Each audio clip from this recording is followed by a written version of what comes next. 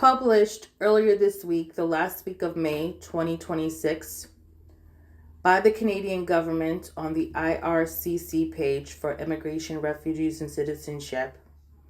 Ebola disease temporary measures. Although the risk to Canada is low, because of the high risk of an Ebola outbreak in these countries, we put temporary measures in place for foreign nationals living in the Democratic Republic of Congo, DRC, South Sudan, Uganda. What measures are in place for Ebola? The following temporary measures are in place for foreign nationals currently living in the DRC, South Sudan, or Uganda. We are temporarily suspending the immigration documents of foreign nationals living in these countries.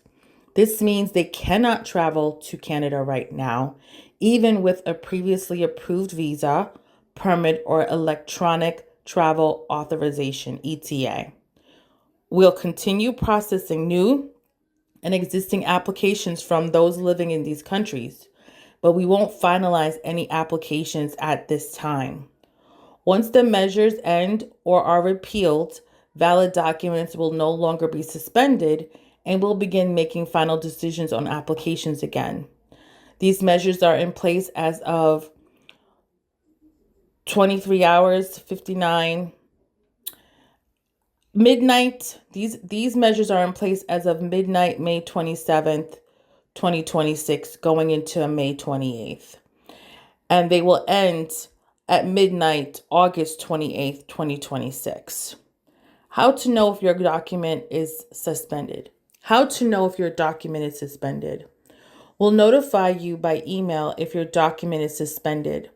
Please make sure the contact information in your account is up to date.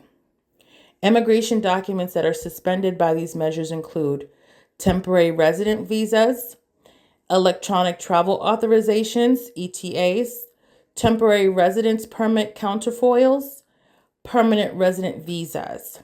What happens if your document is suspended? If your document is suspended, it means it's temporarily not valid. You cannot use it to board a plane or travel to Canada. When the measures end, we'll automatically reactivate your document and you can use it again. You don't need to do anything to reactivate your document.